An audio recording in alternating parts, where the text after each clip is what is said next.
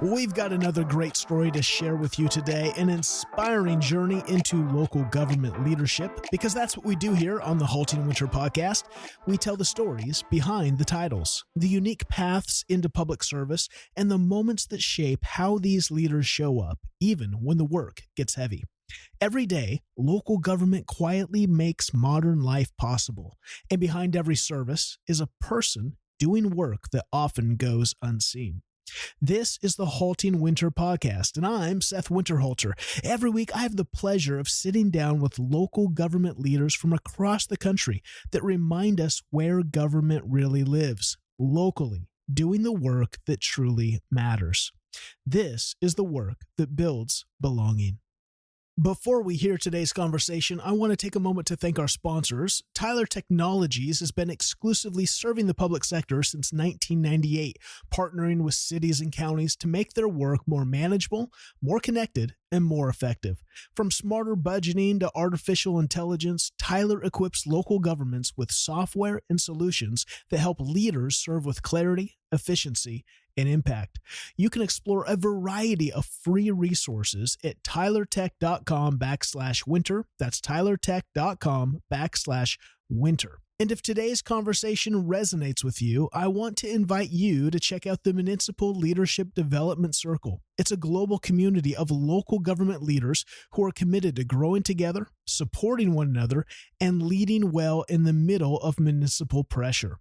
You can learn more about the MLDC at haltingwinter.com/MLDC. That's haltingwinter.com/MLDC. And now, let's turn to today's conversation. My guest on the podcast today is Brian Heck, City Administrator in Montgomery, Minnesota. Brian, welcome to the podcast. It's a real honor to have you on today. Well, thanks for having me. I greatly appreciate it. Yeah, well, I'm looking forward to unpacking your story. You have been named as one of the top 10 city administrators for 2026 by the Gov Business Review, along with Milton Donahue, Ann Arbor, Michigan. He was on episode 184. In fact, Steve Volker, Hartford, Wisconsin, he was just on last week, episode 292. So looking forward to hearing what you're up to in Montgomery, Minnesota, and really your entire story weaves and walks all through Minnesota. So really looking forward to hearing about the different cities and places and communities in that great state. But before we unpack your professional career, let's do what we do here on the HaltingWinter podcast. Take us back to the beginning. Tell us a little bit about where you were born and the childhood that kind of shaped you and led you on the journey your life has taken. Well, I was actually born in Boston, Massachusetts, and was adopted and brought to Minnesota by my adoptive parents, and spent the greater part of my life here in Minnesota. Was 1 year and a half in Wisconsin when I was little. My dad was doing some school work there. But yeah, no, grew up my whole life here. Really like Minnesota. It's a great place to be. Not much more, not much more exciting than that. My parents were educators, and I've got 2 sisters and 2 brothers. So we're kind of a larger family here.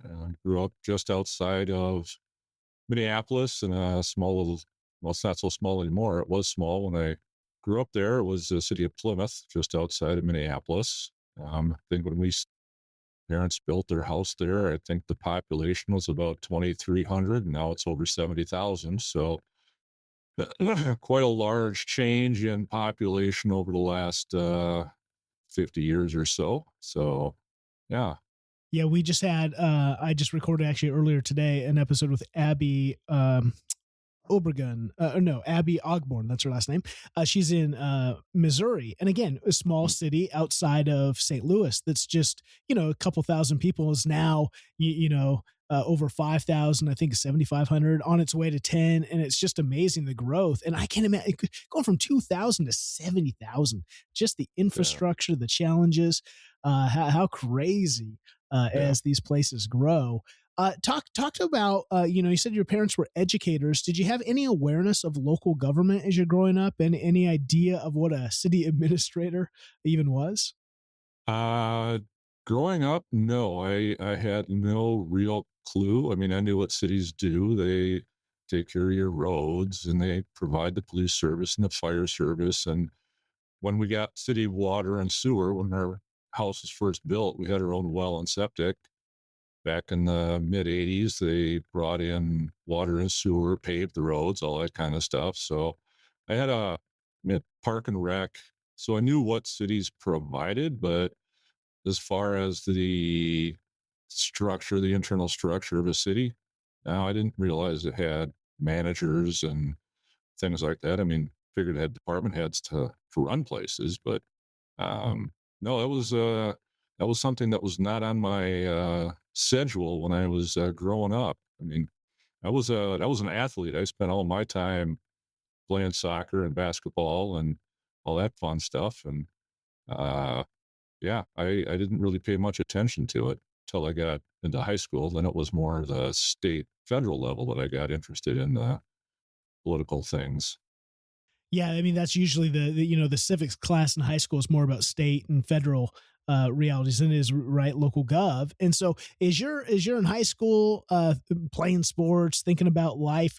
Obviously, your first stop on the road of education outside of high school is North Hennepin Community College. You get an AA there. You get your BA in English Literature at Hamline University. What were you interested in? What did you think your career trajectory would be as you're in high school and departing high school and heading into college?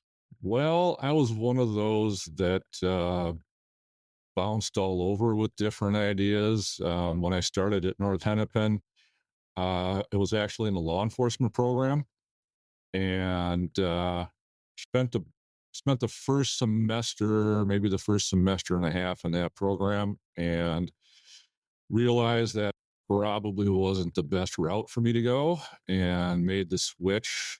Fell in love with English literature and just took off on that tangent there. And I was before I went to college, I was going to be an athlete, but that didn't work out. So ended up getting my AA, and then went to Hamlin.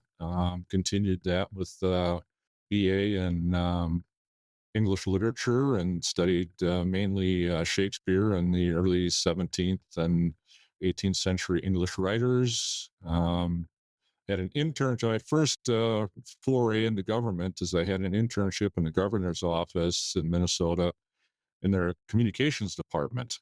And so I was involved in writing letters and proclamations and those kinds of things with the state of Minnesota. And I kind of got pushed that way a little bit by at that time, it wasn't my father-in-law, it was my girlfriend's dad, and he was really big in local government. He was a mayor and a council member for City of Golden Valley. He had started the master's program for public administration at Hamlin. He was very big in the Minnesota municipal metro cities, is what it's called, as well as League of Minnesota Cities and the National League of Cities. So he was a really real big influence in my moving towards local government. Hmm. That's fascinating. Again, it's always interesting. Who are the influences? And again, a girlfriend's dad who's takes some interest, and then again sets you up with. You get this internship, and then what happens? You graduate, and then Yep. you're going to start an MPA in 2 years. What happened outside of that between those 2 years? Well, I actually started the when I graduated from Hamlin with my BA. I got an internship that summer with the city of Maple Grove, and that was a 6 month deal. And at the same time, I was applying for and I got into the Hamlin Master's program. So I went right, graduated from my BA, I went right into my MPA. Then went to one internship in Maple Grove, got another internship right after Maple Grove with City of Roseville, which is just outside of St. Paul.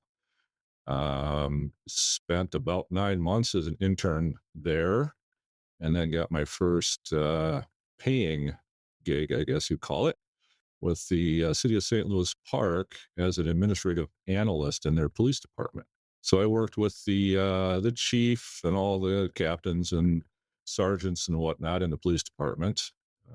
Did that for a couple of years, and then made the jump from city work to county work, and I became what's called a special projects administrator for Wright County, which is just outside the metro area. So yeah, then did that, and from there it was just one administrative location to another, and I've been city, county, and state over the last 38 years that I've been doing this. Amazing. Okay, so let's go back. So you're again, you're an English major. You're studying Shakespeare. You get this internship, but it's kind of in, you're doing communications. You're doing some writing, some correspondence, and then all of a sudden you go into the MPA program. What led you to choose that MPA? Were you thinking then, okay, well, this is maybe the line of work I want to get into? Were you just kind of like, maybe you didn't see something opening up, so I'll just start a master's degree, and this looks like a general one? And then you could take these internships. Like, when does it click? Like, maybe local government's where I need to be. And was there was there any like, well, I really want to write, or I want to do something more with English literature, and I'll just kind of use this to bypass the time till I find that? What was going on in the college student mind of Brian? Well, as I said, I had a very strong influence and a very strong mentor in my girlfriend's dad, who actually became my father-in-law, who really directed me to the area of local government and administration. He asked if I knew about it. I said, well, not much. He talked to me about it. We spent a lot of time talking, and he said, it'd be something really good you should look into. And that's how I got into it. And it's really interesting because you can do a lot of different things. I think that's the draw for me, at least. I get to do a lot of research. I get to write. I love to write. So that's the other thing, is I get to do a lot of writing. It's technical and in nature. I mean, writing laws and ordinances and all that kind of stuff. But I guess the variety is what was really a good draw. I mean, when I was an intern, I got to do communications things. I got to do solid waste things. I got to do, uh, let's see, what else did I do? I did sister city things. I mean, I got my fingers into a whole bunch of different stuff, and it was very interesting, and it kept me interested for the most part. Um, and then as far as going to the master's program, again, that was something that my father-in-law strongly recommended. Of course, he had started the program, or had a ground floor start on there, and it was Hamlin, and I graduated from Hamlin, so it was a pretty easy switch to go right from one to the other. I think it's so cool to one of the aims of this podcast is to encourage young people just to the awareness of local gov, but also, like you just said, there are so many aspects. I don't think there's an interest, a strength that someone might have, a passion that can't be fulfilled in local government. It's just so expansive, from, like you said, solid waste to parks to communications, economic development, et cetera, et cetera. It's just, and for those of us who are kind of curious and who kind of need different stimuli, it is very, there's so much going on that makes a city function. There's never kind of Right. a dull day, is there? No, not usually. I mean, it's got its frustrations, and it's got its you want to pull your hair out quite a few times a day, but in the end, the thing that I keep coming back to is we're right there. I mean, we are the closest level, um, I suppose, unless townships, but we're right there. People have issues and they contact the city. Even though it's not a city issue, they'll contact us, and we get to help try and resolve their concern and help them live in a better place. Hmm. It's really what it's all about. There's something genuinely exciting happening in local government right now. I'm seeing cities and counties use artificial intelligence in some genuinely impressive ways, both inside their organizations and out in their communities. What stands out is how practical these tools have become. It's less about headlines and it's more about really helping people do their jobs with a little more ease and a bit more focus. And that's what I appreciate about Tyler Technologies and their unique approach to AI. They're helping organizations like yours remove friction, taking repetitive, time-draining tasks off your staff plates, improving how residents engage with their local government, and giving teams more space to focus on the work only humans can and should be doing. There's no hype. There's no shortcuts. It's just helpful solutions built for the realities of local government. If you're headed to the National Association of Counties Legislative Conference, I want to encourage you to take a few minutes to connect with the Tyler team and hear real examples from counties across the country using AI in helpful, practical ways. If you're not heading to DC, you can explore Tyler's free plain language AI resources at tylertech.com/winter. That's tylertech.com/winter. Again, free downloads, free tools, just amazing insights to help you truly understand artificial intelligence in a way that's practical and helpful for your specific local government context. tylertech.com/winter. Now, back to the conversation.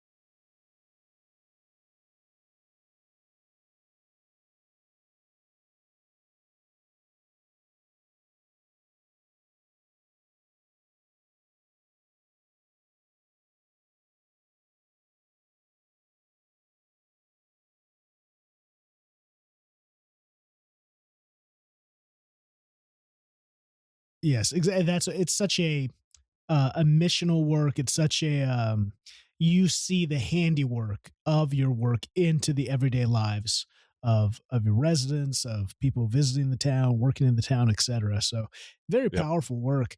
Tell us about you graduate from Hamlin University with your MPA, and then you're going to spend some time, like you said, working some different places, county, state of Minnesota, director of vehicle services, up until 2005 when you become, I think that's your first stop as a city administrator. Give us kind of a flyby overview of the decade before that and these different stops along the way. Maybe tell us, because it is unique that you land in city government instead of, you could have chosen state, county. What was it about city that attracted you, and maybe that city administrator position? So when I left St. Louis Park, I went to Wright County as a special projects administrator, and at that point, I kind of had a goal set for myself that I wanted to be. Whether it was right or wrong, I decided, okay, I'm going to set a goal. I want to be a city or a county administrator by the time I'm 30, I think the day was, and actually had an opportunity. Went to Pine County as a county coordinator, their very first one that they had, which is kind of like an administrator, but it's just a different name, county coordinator. And I did that for a great number of years, about little over 5 years. And that was quite an interesting challenge. There were lots of unique things going on with the county at the time. And decided, and I was living in Plymouth and driving to Pine County, which is about 70, I think I figured 77 or 78 miles one way. Mm. And I had young kids. So it really was not ideal for the family situation. And then I was able to move from there to the state of Minnesota as a vehicle services administrator. And that, again, every position I take provided unique and interesting challenges. I didn't know anything about titles, registration, motor vehicle, what do you call it, over the road, trucks, dealer licensing, and all that kind of stuff, which is what I was responsible for. And was asked to come in. There was a new director of the whole organization that wanted to turn things around, and so we brought in three of us to do that. And so I was charged with helping to turn around that title operation and all that kind of stuff, and getting into computerization and whatnot.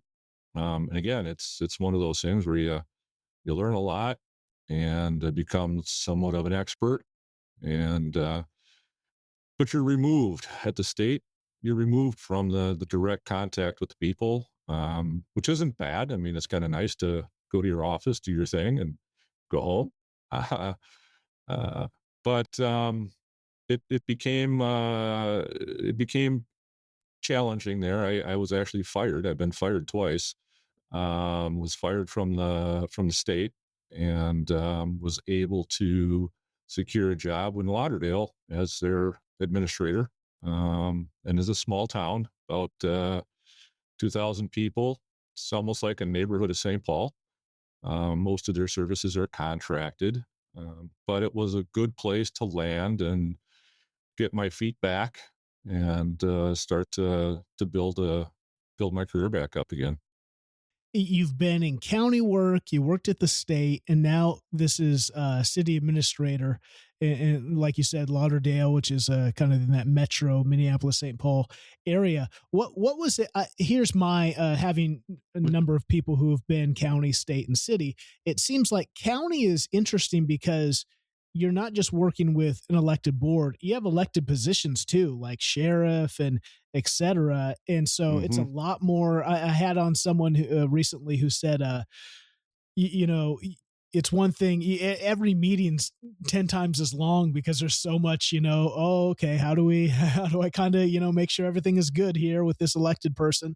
And then of course you're dealing with it, all the cities and all the kind of, there's just a lot more herding of cats, I guess, with that work. And then state, like you said, can be so policy centered and so in the weeds of implementation of processes that it can feel like, man, like you say, you're kind of distant from the people.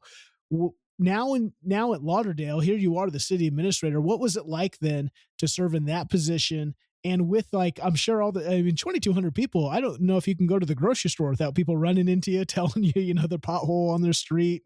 And I'm sure it has its rewards, but it also has that you're not anonymous anymore. You're Yeah. known. What was that like? Well, so the good thing, at least when I was in Lauderdale, I didn't live in the city. I was able to commute back and forth, so that worked. But when you're out and about in the community, and it's small enough, and it's a suburb, so they don't necessarily have their own grocery stores and all that kind of stuff. Um, so there really wasn't that bumping into people during the day or off hours. That's happened more here in Montgomery than any of the other places I've been at, 'cause I actually live in the community. And I was working on the front porch of the house, and the neighbor came over and started talking to me about feral cats and things like that, and what we're going to do about feral cats and things. And I was on kind of my day off, and it's like, well, I'll chat with you a little bit about it, but I kind of like to get my porch fixed. So, but yeah, that does happen. You're never off duty in a small community, and especially if you live there. They know where you live. They, like I said, they bump into the grocery store or the gas station or wherever else you are, walking around, going out for walks, things like that. Hey, it's part of it. It's not the worst thing in the world. It's not that hard to stop and chat with somebody and say what's going on and all that. What's happening in the community. Yeah. So You move from the city of Lauderdale to the city of Shorewood is the next stop. Were you the city administrator there for a handful of years? Again, different environments. This is a city that's on the shores of Lake Minnetonka. It's about 7,500 people. What was that like going from a very metro to what were the services that, because again, you contracted out a lot in Lauderdale. What did that look mhm. like in Shorewood? What were some of the differences in those unique environments? So excuse me, Shorewood, the difference, obviously staffing was a huge difference. When we were in Lauderdale, we had 3 people and then a couple of guys doing the public work stuff. And in Shorewood, we had by far more people. We had a very large public works operation and parks. We had several people in the office, finance director, city clerk, treasurers, uh, number of different staff. Little larger service area, obviously. A few more services than we offered in Lauderdale. We also had we didn't have our own fire department. We had a shared fire department. There's the Excelsior Fire District that services 5 cities, and then police department was also a uh, joint service between 4 cities. We didn't have our own police department.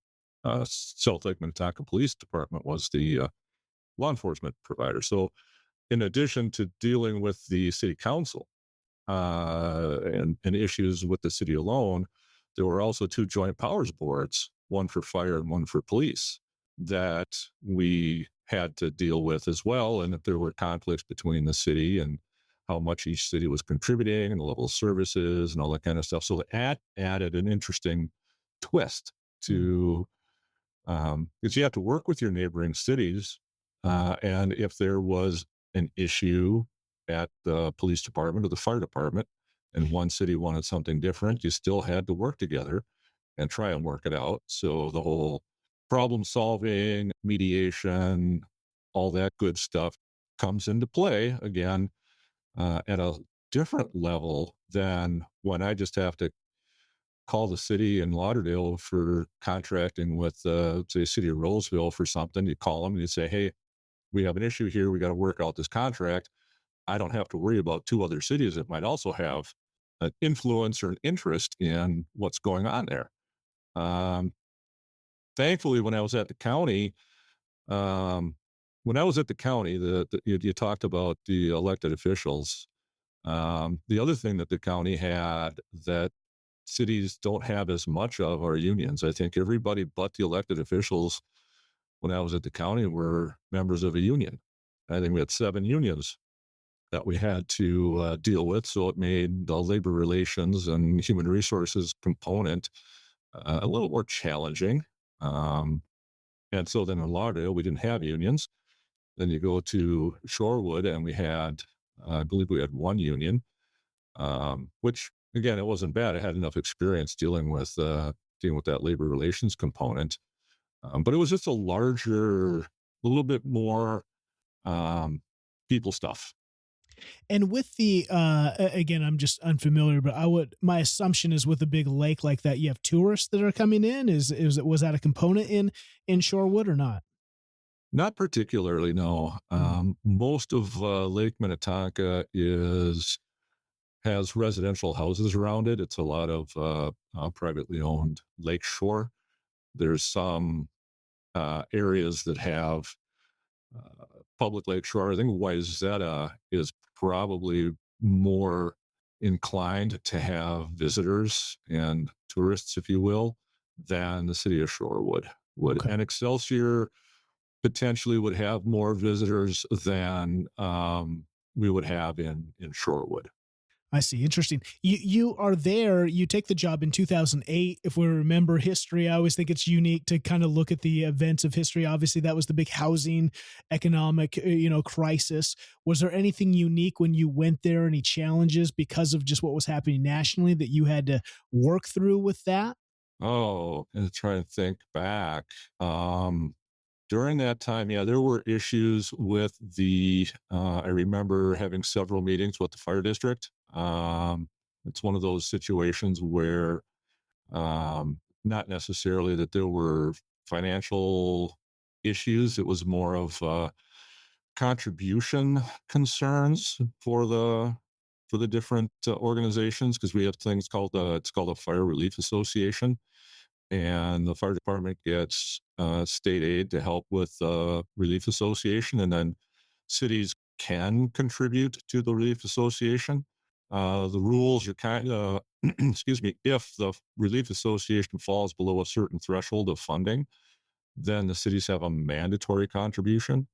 And we were faced with one of those mandatory contributions because the investments of the fire department did not do as well as they should have because of the greater economic issues that happened then. I also remember that we have something in Minnesota called local government aid, where we get general aid from the state. And during that period of time, the state had some financial issues. And if I remember correctly, uh, the decision was made at the state not to issue the second half payment of cities' local government aid. Mm, For some cities, that's a substantial amount of money. mm. For Shorewood, we were fortunate.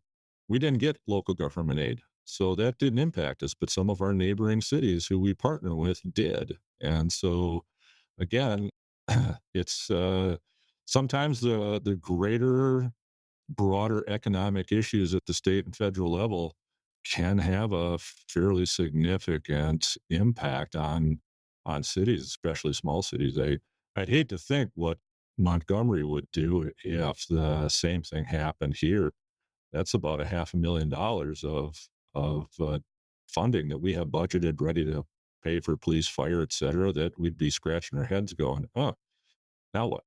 Yeah. Well, that's the thing. Yeah, there's more, there are realities there with state and federal things that again, that's kind of the day and age where we're at with all the politics, with all the media, with all the chaos. It does. I mean, the anxiety that must put on the weight of shoulders like you of administrators that go, man, this is not a small, like, isn't $5,000. We can go, pull some strings and make that happen. When you're talking about $500,000, that's a significant amount. That again is for essential services. And so Right. these are the things that, yeah, the weight that you guys are feeling from the city of Shorewood. You're going to take you're going to be an interim city administrator for two stops: City of Wells, City of Thief River Falls. My assumption is that, again, they went through a transition and they're looking for someone to come in and help kind of steady the ship. What was that experience like? That's kind of unique. I think you're one of the first city administrators I've had on that has served, especially in two back-to-back positions like that. What was that like? Yeah, well, go back to Shorewood. I said I was fired twice, once from the state, and um, apparently got the council didn't like what I was doing. The majority of the council didn't like what I was doing. They took me off of Administrator Shorewood, got fired there, and keep myself busy, keep myself connected. I was able to go in as an interim for Wells first, just outside of Mankato, southern Minnesota here. Did that, I think, for 3 months. And the thing about being an interim, and I did enjoy being an interim.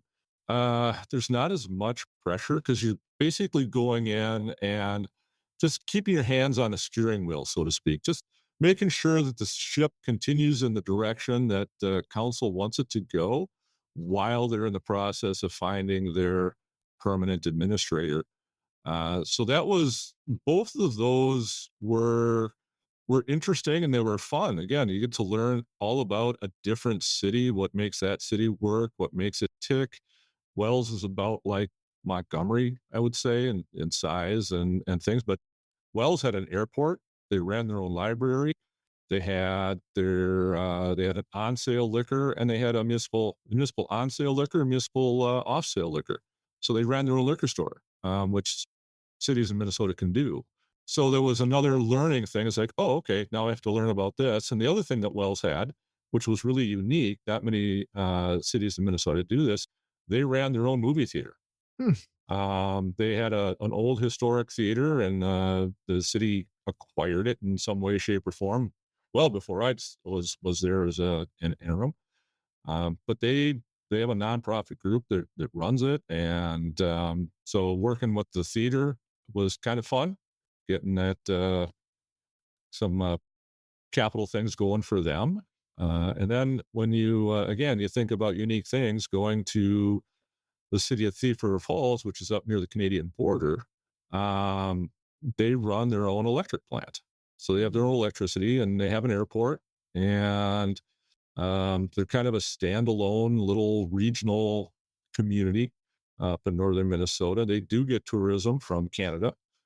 So another interesting twist on some of the services that I never thought I'd be involved in, airports and electricity and things like that. It's very interesting to get involved in some of that and get my fingers in it and learn about it. And again, not that there's major changes that an interim makes, but can certainly, as a transition goes, can certainly help the council talk about, well, what is it that you're looking for? Talk to staff. What is it that you're looking for in new leadership, and to help guide them along? Yeah, So I yeah, wonder. it was quite fun. I often tell organizations, when you have new hires, one of the things that you should lean on them to do is what I call the fresh eyes reality.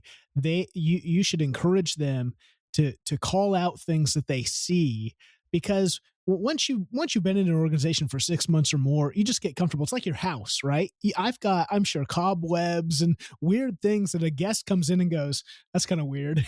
And if you have the opportunity to tell me tell me what you see, because I might just not see it anymore. It just may be kind of rhythm and rut.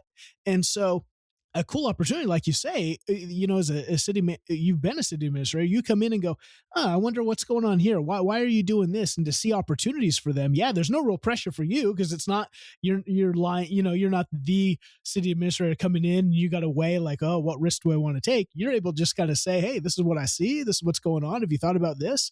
And so, yeah, what a cool opportunity. And for you, to, city of Wells, 2 hours south of Minneapolis, Thief River Falls, that's northern Minnesota. You get to see kind of the state. What was that like, kind of being in two radically different cities, environments in this big, I mean, Minnesota's a big state. And so Yeah. what was that like, kind of seeing more of the state, different culture, different people? Well, Wells isn't too much. I mean, it's a couple hours south. It's about, it's not too far from Montgomery, actually, about an hour from here. So, it's farmland. I grew up where I grew up. I was surrounded by farmland. So it really wasn't that big of a change per se.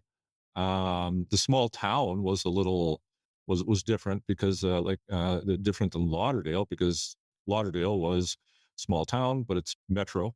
You're right there in the heart of everything. So this is you're out now. You're in a community where they're providing a little bit more independent services as opposed to the metro where you have a lot of shared services. So there wasn't much difference in Wells per se. Thief River Falls, I like northern Minnesota. We got a family place up in northern Minnesota. Again, it wasn't significantly different than what I'm used to. We drove and we've camped all around the state of Minnesota. We've been to the East Coast and the West Coast camping with the family when I was a kid. So that wasn't big deal. I did end up renting a room up in Thief River Falls, and I think I stayed up there Monday through Thursday, or Monday through Friday, came home. And and when I was up there, the one unique thing that happened in Wells is I learned how to curl. Oh, The guy I was renting a room from was on local curling club and was on a curling league, and he talked me into going there. And so I was up there over the winter, and I learned how to curl, which was a lot of fun. I never thought that throwing a stone down an ice sheet would be fun, but it's a lot of fun. it looks So, fun. It looks like a real shuffleboard, right? And oh yeah, and so, well, now that I have you on, because the big drama in the Olympics is the Canadian team and their little pokey poke of the stone. Have you seen this? I have not seen it, but I read the article this morning that both men's and women's Canadian teams were being challenged by the Swiss team for double touching the stone, and then there was another incident where I think another team actually got points taken away because they allegedly double touched. Mm. Yeah, it's a little higher level than I'm than I'd get into, but it's a lot of fun. Yeah, it's pretty funny when curling has the heavy drama. Usually, it's the ice skating, right? That's where all the drama is in the Winter Right. Olympics. But Yeah. curling has taken the stage. So, Yep. Yep. uh, that's cool. Well, then talk about the next stop is obviously where you're at now, the city of Montgomery. You become the city administrator in, I think, 2013. So you've been there a Yep. good chunk of time. I always love to see city administrators, city managers who are able to be in a place for a decade plus, because that's one of the things I think people don't understand. The work that you do in city management and in municipalities is not only the present day, the essential services that you provide, it's having to think like, where's the city going? And not Hmm. just where is it going with development, it's also where it's going with things like infrastructure. Like, people don't Right. understand the pipes and the costs of roads and development, and kind of like, well, how are we developing? You can't just let development just happen. You're going to have a chaotic, town. And so to think about both its present and its future, what has that been like? Tell us about when you first moved to Montgomery, and what it was like when you moved there, and then catch us up to what's going on today. Yeah. Well, Montgomery was um, a unique opportunity. I think that was when I was an interim, so I was still looking for a full time job as an administrator. And it is a little nerve wracking when you get terminated and then thinking, well, geez, can I make it back? Am I doing the right thing? Um, you know, what are they going to think coming back? Because there's people get terminated for whatever reason, and you go back to the interim. And kind of my thing that I told a few people is, city administrators, city managers, we're kind of all interim. It just depends on how long it is, So because the true. change in the council, you could have two people change in the council, and your days could be numbered. That's right. So that's one of the challenging things as an administrator and manager is kind of managing that whole elected official component. I've been very, very fortunate to have a fantastic council and mayor the time I've been here, the 12 years I've been here.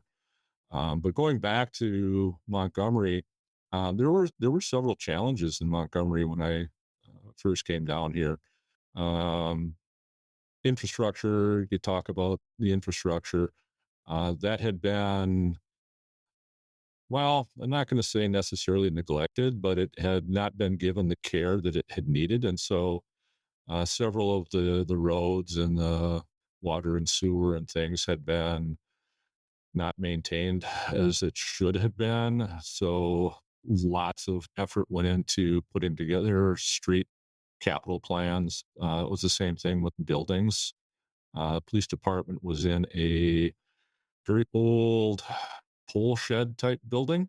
I think they had 900 square feet of office space, and that's significantly less than any police department should have.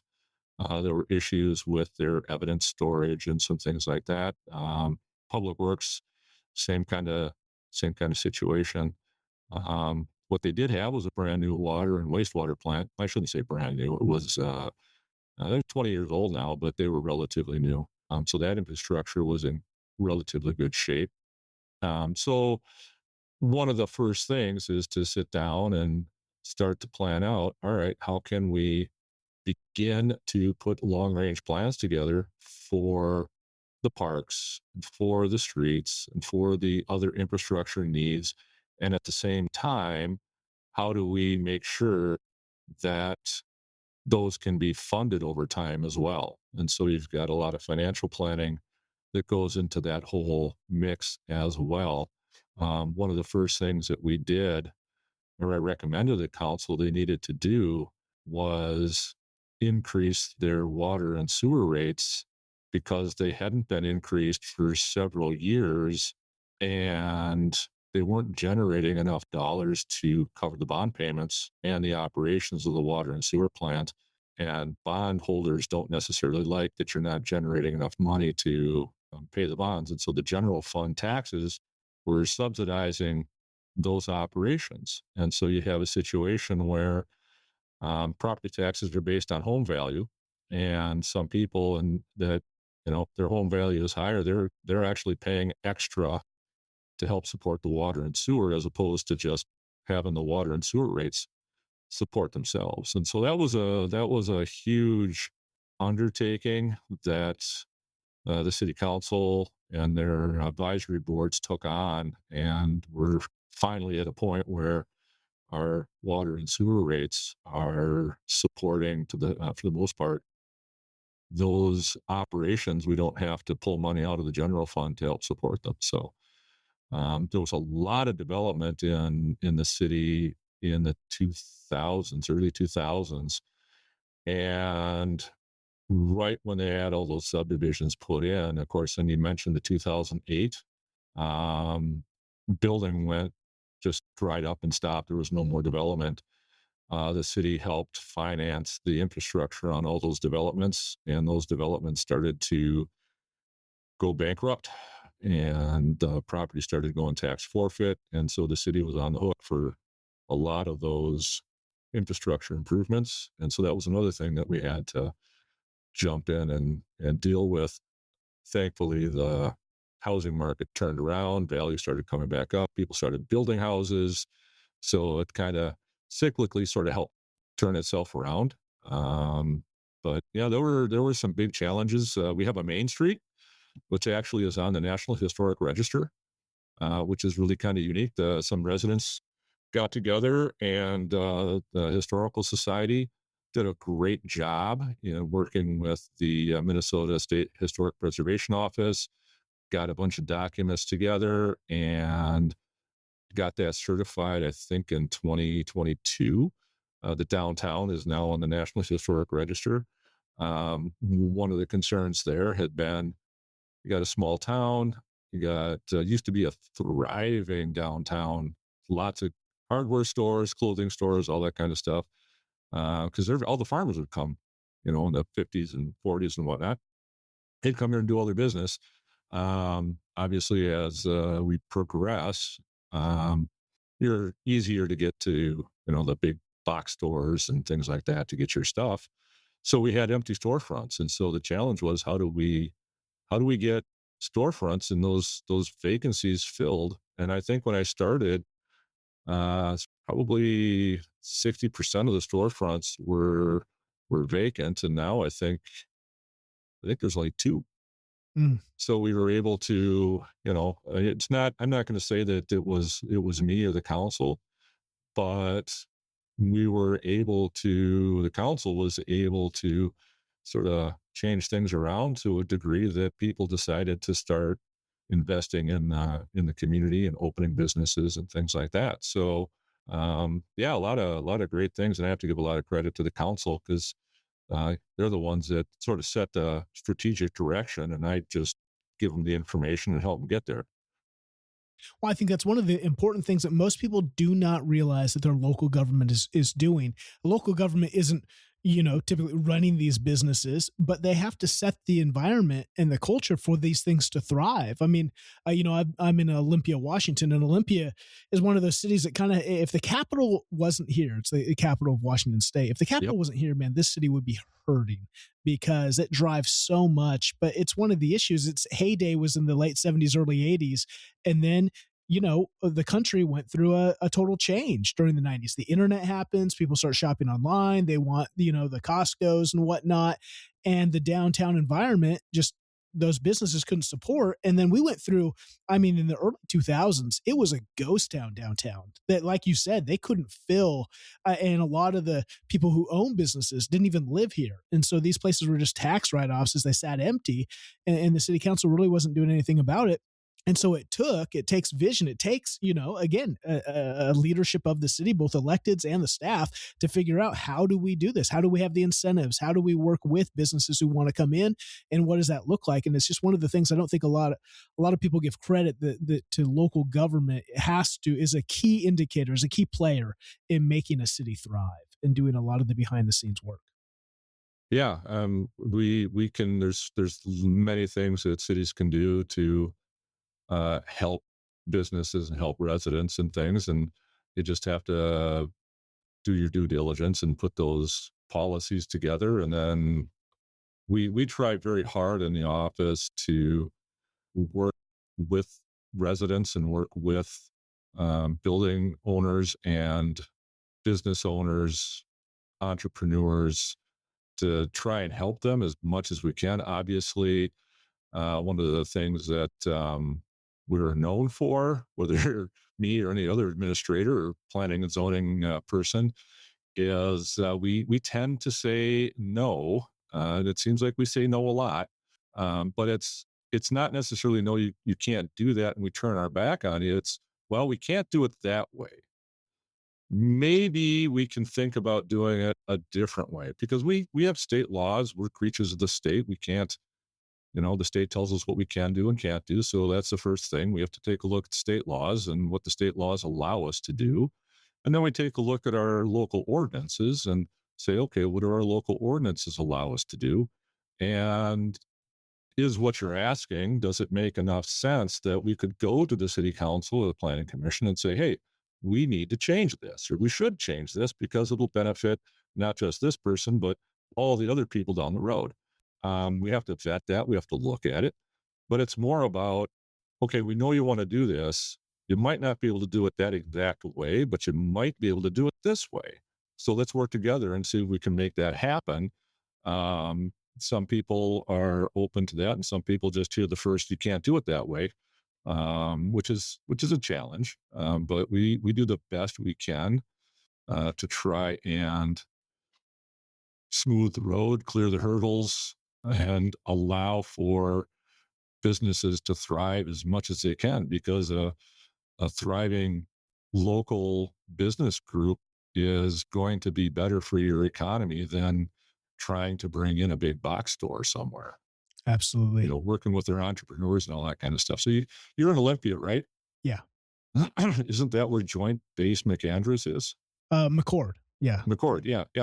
My son and my daughter-in-law were stationed there. My daughter-in-law was, and my son, we were out there. Love that area. Mount Rainier, and it's beautiful. Yeah, absolutely gorgeous. I want to take a quick moment to pause here, because there's something I hear over and over again as I talk to local government leaders from across the country. The work can often feel heavy. The expectations are high, and most days it can feel like you're carrying all that weight alone. That's why I created the Municipal Leadership Development Circle, or what we call the MLDC. The MLDC is a community of local government leaders from across North America who are committed to growing together, supporting one another, and leading well in the middle of significant pressure, not just in theory, but in day-to-day practice. It's a place to think clearly, learn from others who truly understand your unique context and work, and to be reminded that you're not the only one navigating these unique challenges. If you're looking for connection, perspective, and a steady place to keep developing as a leader, I'd love for you to learn more. You can find details at haltingwinter.com/MLDC. That's haltingwinter.com/MLDC. Now, let's get back to the conversation.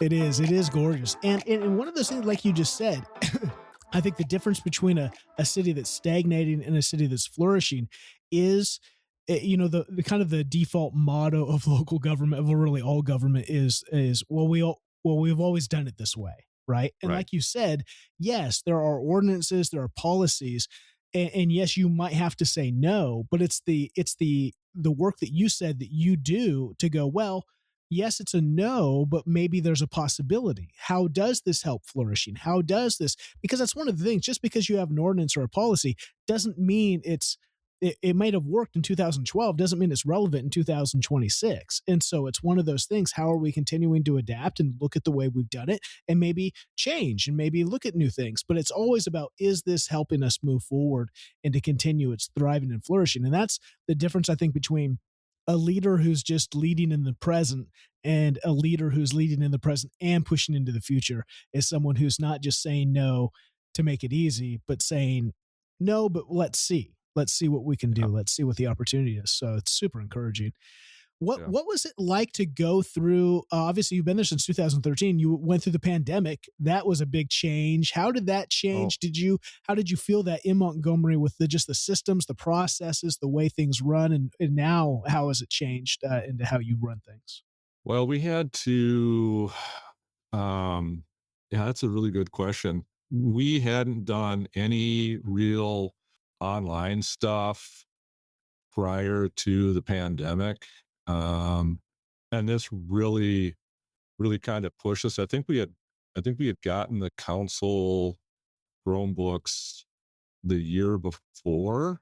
They had been using tablets, and we got them. We upgraded them from the tablets to the Chromebooks. And then I think, well, I've always had a laptop because I work all over the place. And then a couple of other staff people had laptops.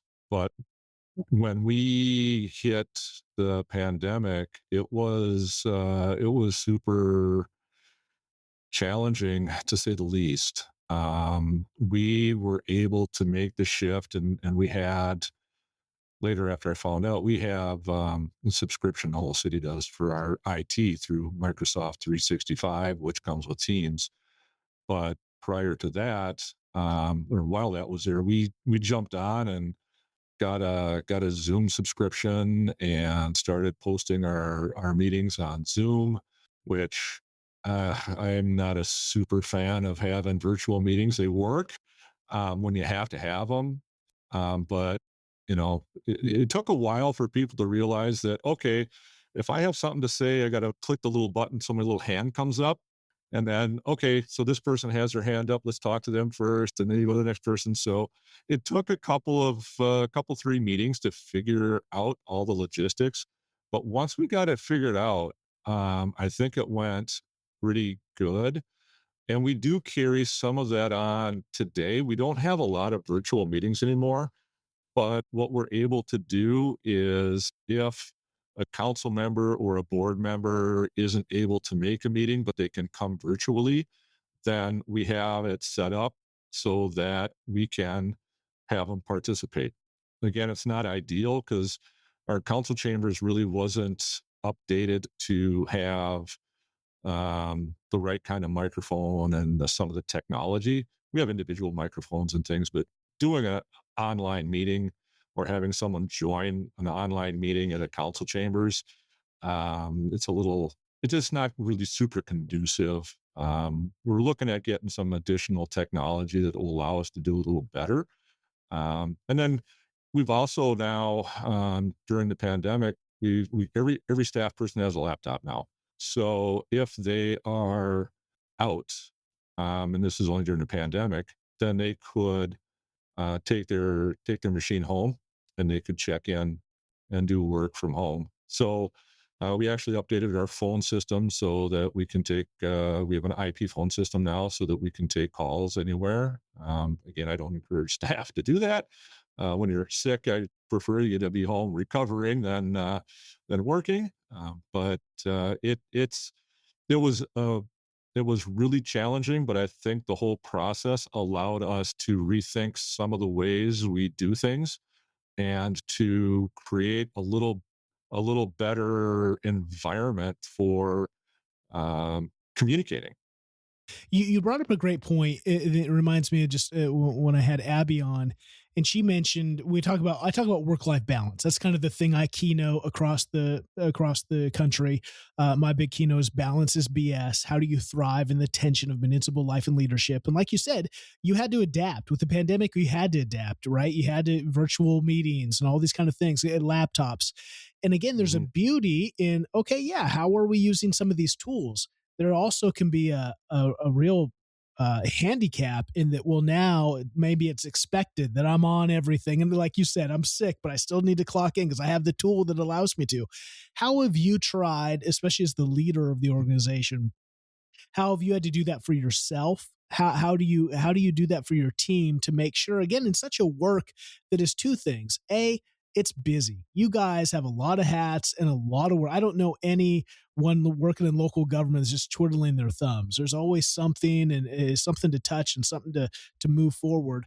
But it's also missional. I think local government's a lot different than, I mean, I'm in Olympia, the capital city. There's a lot of Yeah. state workers that can't wait to take forever to log in and can't wait to log out day to day, which I think is one of the dangers of state and federal, is you're so disconnected to the people that you actually serve.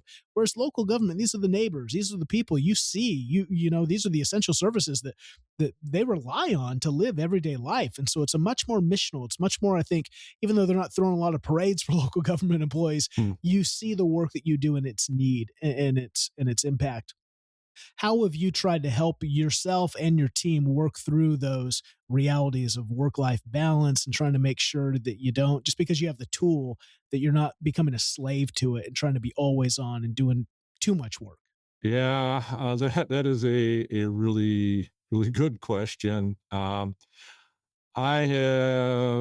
came real late to the game on work life balance, and that's one of the things that you talk about new people coming into the business.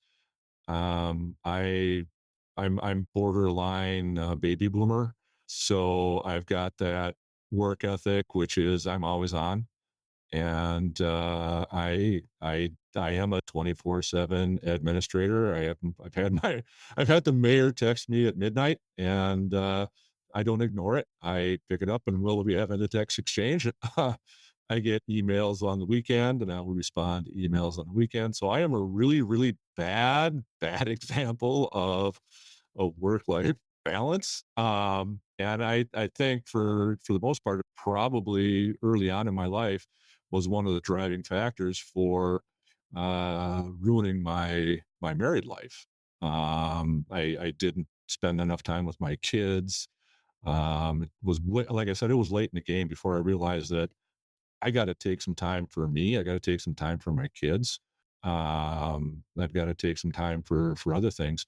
Now you talk about, how do I model it? I am I am very adamant about allowing staff to take time off to go visit, if their kids have a basketball game or a volleyball game or field trips or whatever. It's yeah, take the time off.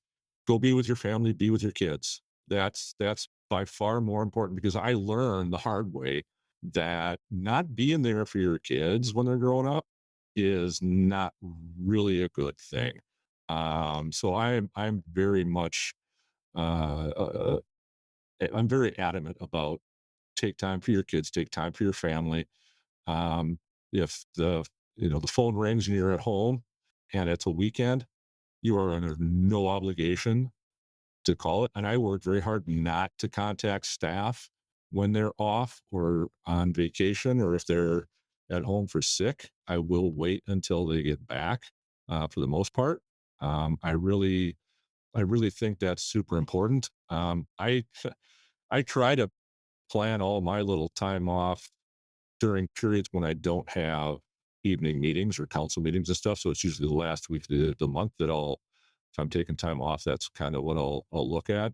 During the summer, I mentioned we have a lake place. The last several years, I work Monday through Thursday. I'll work from the lake on Friday. So I'm up there doing my thing up there.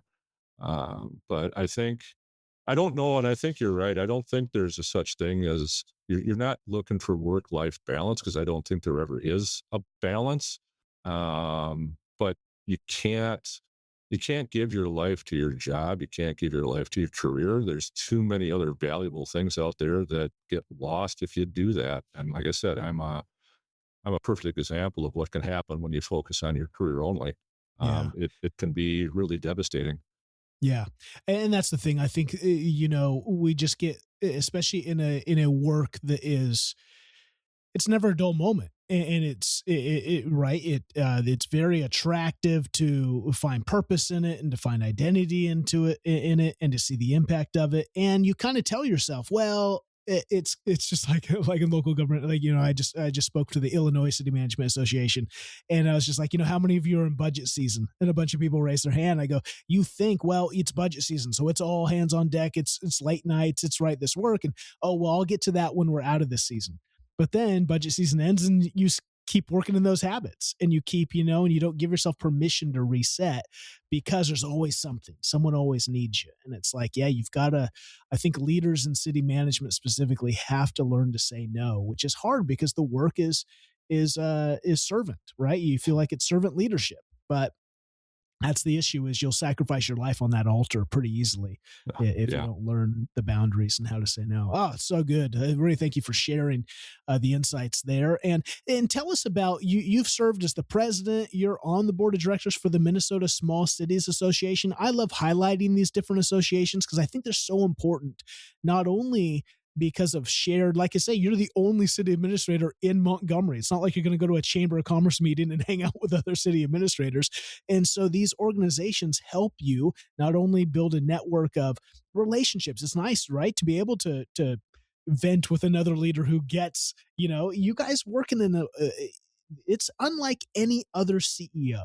Like any other business owner, when you have elected officials and department heads and residents, yeah, I mean, that is a unique world. And so these associations not only give you insights to handle some of the challenges that you face, but also a community of people who get it. Tell me about the Minnesota Small Cities, that association, and what it's meant to be a part of it, and what it's been to lead it. So the Minnesota Association of Small Cities is more of a lobbying group for small cities. Um, it caters to cities that are of the size of 5,000 or smaller, of which there are by far more cities of that size in the state of Minnesota than there are over 5,000. So we represent, or could represent, uh, probably just over a half of the state, maybe close to two-thirds of the state we would represent. Um, we focus on state policies that really benefit small cities. A lot of cities, I mean, we all have the same challenges. And there's a state association called the League of Minnesota Cities, and we all face very similar challenges. Small cities face them in a different way than larger cities do. One example that we have fought for a long, long time and finally got it is Minnesota has a gas tax, and constitutionally, that gas tax is split up between cities, counties, and townships. Unfortunately, if you are a city that has 5,000 or fewer, or less than 5,000 population, you don't get any of that state aid. So we don't get what's called municipal state aid for our streets. Whereas if I'm 5,000 or 5,001, all of a sudden I start getting a share of that municipal state aid, and that's in the state constitution. So we have fought for years to try and get that get money for our small cities, and we finally succeeded in doing that.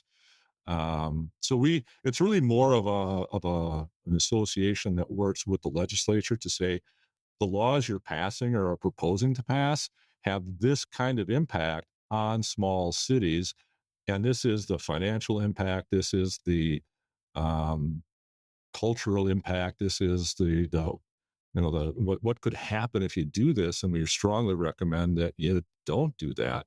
And then having worked at the state, I've got I don't have a relationship with, but I know how to testify in committee and things like that. I haven't been up there. I've been up there a couple of times to do that, and talk to legislators and whatnot on various things.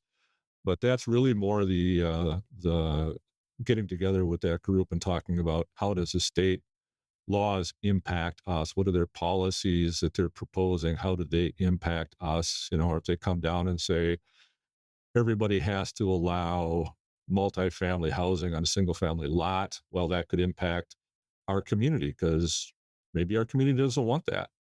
Maybe we don't have the infrastructure to support that. And if we do that, what's that going to cost the community and the residents to allow for that to happen? You talk about the sharing of information with other administrators. And I will say that there's another group I belong to, which may not have shown up on my information. I belong to what's called a peer group.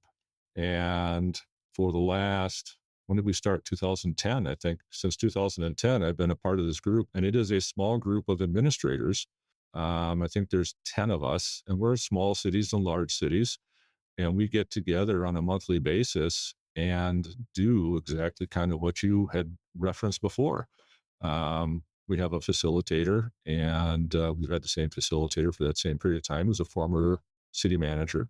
And that I would strongly encourage all city administrators, city managers to find a group of city managers, administrators around you, whether you do it informally or you do it in a formal group like I have with this peer group, to get together once a month and just talk about your challenges and build your own peer group. When I was a county administrator, there were a lot of challenges going through when I was in Pine County, and I found it quite valuable to talk to the other administrator who was one county away, and he was a seasoned administrator, and I was kind of new to it, but bouncing ideas off of him and sitting down with him and saying, "Hey, I'm having these troubles," and just talking through stuff. You can't do that with your staff.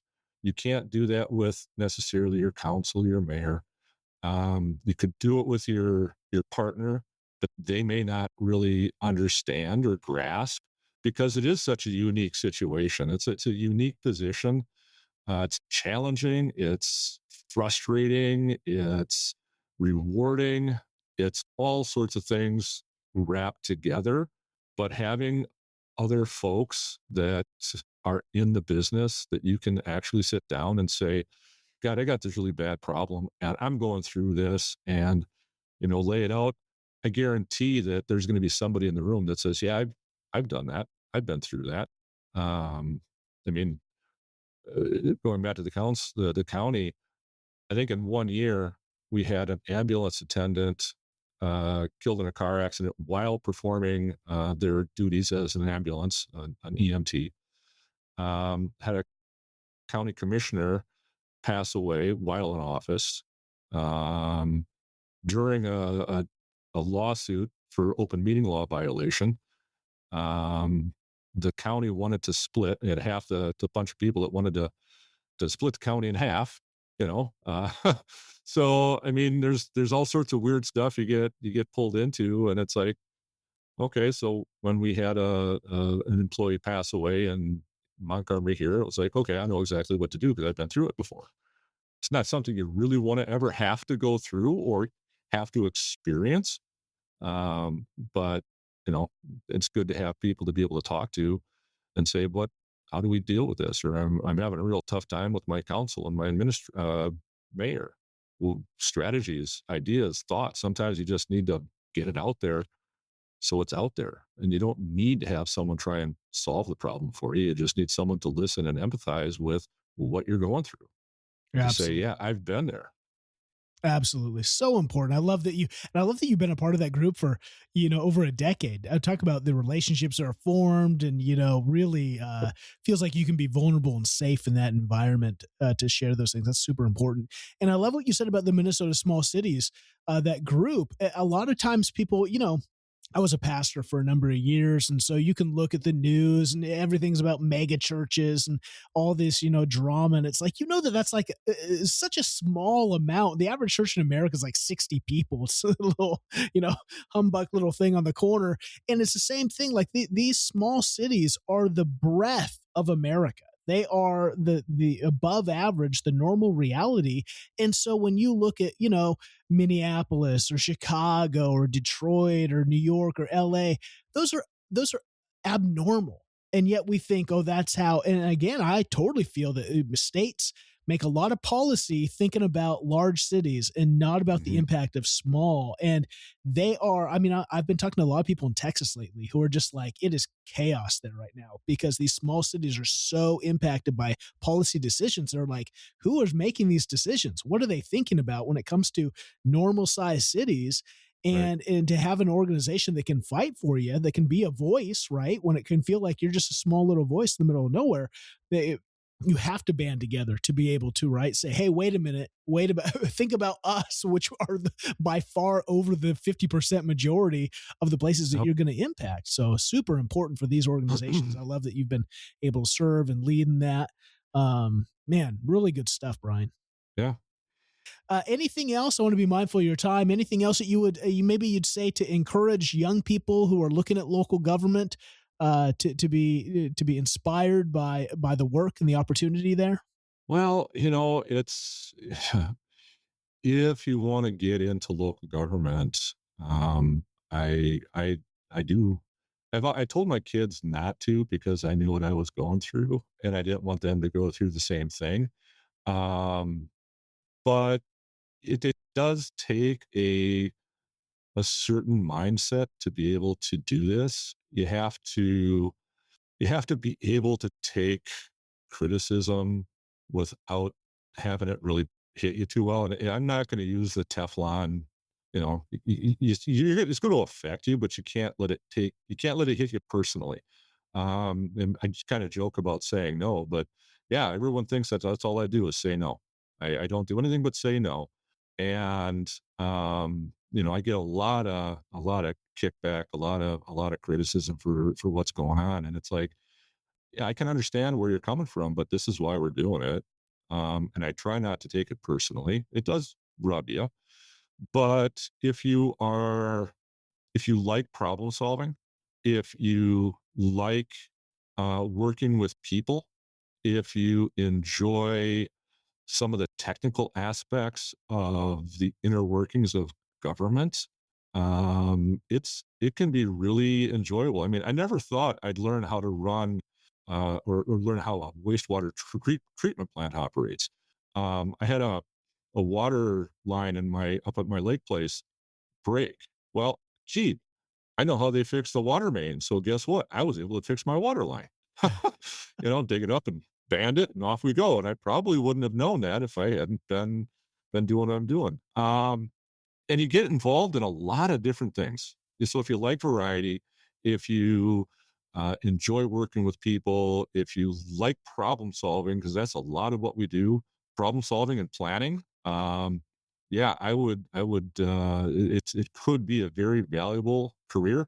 What I will say as a caveat is, if you're looking to make a lot of money, this is not the career to get into. But I have had a very comfortable life. The other thing that we have in government, which not a lot of private sectors have, is we have pension.